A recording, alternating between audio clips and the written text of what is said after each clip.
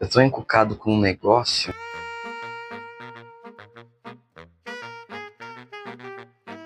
que é o individualismo na igreja. Hoje o vídeo vai ser bem simples e eu tenho que assar carne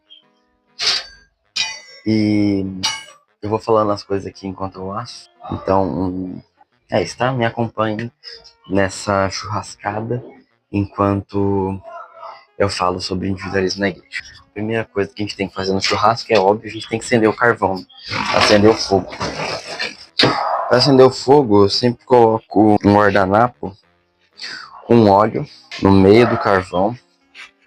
Aí eu faço um montinho em volta e acendo o papel com óleo. Aí permite uma fonte de fogo por bastante tempo, até o fogo pegar no carvão. O que acontece com o individualismo na igreja? Eu tava pensando nisso por causa das músicas. Sabe? Por causa das músicas. Hoje vai ter costela, chuleta e linguiça. Eu costumo sempre temperar a carne antes com limão, alho. Gosto de deixar ela bem temperada, mas hoje eu quero fazer diferente. Eu vou jogar ela ali, depois eu vou temperar com sal. Quando ela já estiver, eu fico tranquilo porque o canal aqui é de reflexão. Então eu não tenho nenhuma responsabilidade em dar respostas. Eu posso só vir aqui, fazer um monte de perguntas e ir embora. Mas o que acontece? Eu tava pensando no individualismo na igreja por causa das nossas músicas, sabe? Tava pensando o quanto que elas são muito na primeira pessoa do singular. A gente canta da gente para Deus. E, sei lá, não me parece muito normal que a gente esteja num ambiente de culto, na comunhão dos santos, onde a gente está se encontrando para adorar a Deus. E quando a gente se encontra para adorar a Deus, as músicas que a gente canta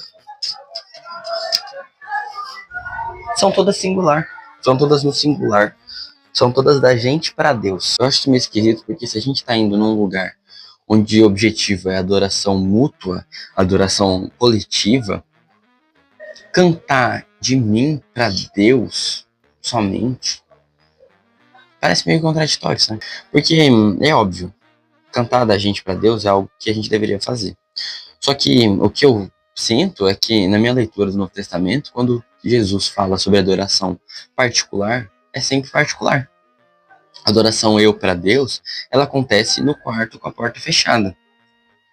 Mas quando você vai na igreja para adorar junto com os santos, junto com a família da fé, será que a gente não deveria cantar todo mundo junto? E isso se refletir nas nossas letras? E o contrário aconteça também, as nossas letras que não têm essa adoração junta, ela reflete uma forma de vida da igreja que está se distorcendo? Porque, sei lá, a gente vai num culto onde a comunhão deveria ser valorizada e a gente apaga a luz e fecha os olhos para adorar.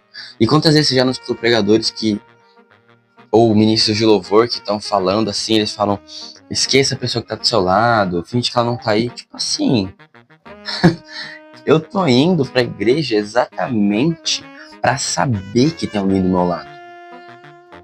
É esse o objetivo de eu estar aqui na igreja. É para que o irmão esteja do meu lado adorando. Então por que eu vou esquecer do irmão que tá do meu lado? Tipo assim, será que eu tô vendo coisa errada que não tem? A Bíblia não deixa espaço para individualismo na igreja. É algo que deveria ser combatido, né?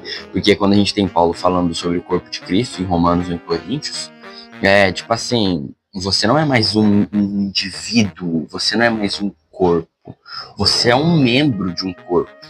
Então, tipo assim, o seu individualismo ele foi pro saco, entendeu? É óbvio, né? A gente tem bastante material, até na história da igreja a gente tem esse histórico, né? Da gente se conhecer, da gente olhar para dentro.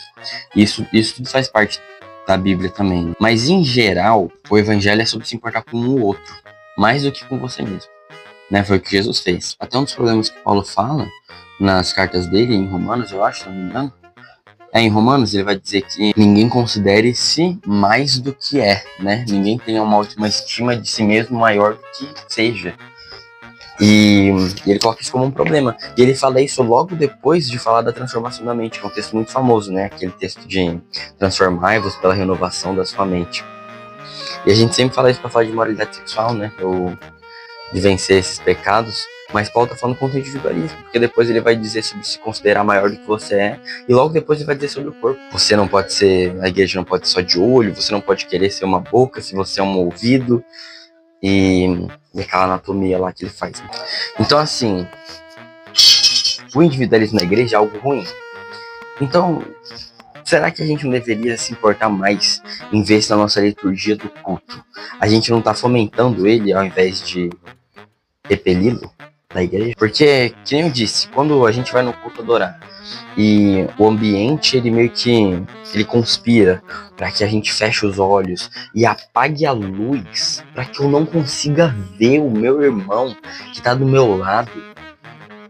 Será que isso não é olhar só pro meu umbigo, me importar com o meu bem-estar? Porque, óbvio, é muito confortável, você tem todo um sentimento ali, a luz está apagada, e a música alta, você tem ali aquela emoção ali, mas essa emoção que você está sentindo não deveria ser priorizada, deveria ser o último lugar da fila, sabe? O que deveria ser priorizado é quem está do seu lado, você poder olhar para ele. E isso se estende até a Santa Ceia, né? Tipo, a Santa Ceia, onde em muitas igrejas no Brasil a gente foi ensinado a comer a Santa Ceia e ajoelhar e orar. Tipo assim, comer a Santa Ceia, meu irmão, ajoelha e ora. E aí você ora de olho fechado. E enquanto isso, Paulo tá dizendo em Coríntios, cara, vocês não estão discernindo o corpo de Cristo. E aí fica a pergunta, será que o corpo de Cristo que Paulo tá falando não é exatamente isso? Exatamente a igreja que ele tinha falado nos capítulos anteriores? Ou que ele vai falar nos capítulos seguintes em Coríntios? Porque o problema que Paulo tá tentando solucionar ali em Coríntios é de gente que tava junto na igreja sem poder olhar pro outro. Cara, tem gente passando fome e vocês estão se esbanjando. E aí que Paulo vai falar de um culto desse? Seus cultos fazem mais mal do que bem. Então, uma igreja onde os membros não olham para o outro, não conseguem ver a necessidade do outro porque estão muito focados em si mesmo, é uma igreja que faz mais mal do que bem. São cultos que fazem mais mal do que bem. Eu acho que isso deveria assustar a gente muito mais, sabe? Do que assusta. Porque quando Paulo fala que, né, examine o homem a si mesmo, porque tem muitos que dormem porque eles não discernem o corpo de Cristo. Talvez seja isso. Talvez seja porque a gente não discerne o corpo, a gente não consegue olhar pro lado, ver aquelas pessoas à nossa volta e pensar, cara, esse daqui é o corpo de Cristo, esse daqui são meus irmãos. Eu quero dar vida por eles, eu quero saber da necessidade deles, eu quero estar junto deles. A gente come a ceia e aí fecha os olhos. E aí a gente se mergulha em emoção e acaba o culto, tá tudo certo. Não sei. Cada vez mais eu acho que tem se proliferado, né, igrejas individuais, onde essa experiência conta muito mais do que qualquer outra coisa. Isso é normal, porque normal, entre aspas, né, normal pro mundo, porque o mundo ele vem caminhando há muito tempo essa questão do individualismo, né? É tudo muito exclusivo, tipo assim, sei lá, você pensa no seu Instagram ou no seu YouTube, ele foi feito só pra você, entendeu? É tudo só pra você, tudo que você gosta, tudo conspira pra você esteja na sua bolha o máximo possível. E essa bolha vai diminuindo até que tenha só você. Se você só veja o que você quer ver, você só tem o que você quer. E, cara, se você se deixa levar por esse pensamento do mundo, é melhor você sair da igreja. Porque a igreja é exatamente o contrário. A igreja você vai ver coisas que você não quer ver, você vai conviver com pessoas que você talvez não goste, você vai ser diferente dos outros. Você vai ser olho e outro vai ser boca. E não tem o que fazer, você vai ter que conviver com isso. Você vai ter coisas que o outro irmão não tem e ele vai ter coisas que você pode se esforçar, mas você não vai ter. Você não vai conseguir fazer o que o outro irmão faz. Porque Deus é maravilhoso. Deus escolheu dessa forma e Ele quer que a gente viva nessa comunhão, nessa coletividade, nesse corpo.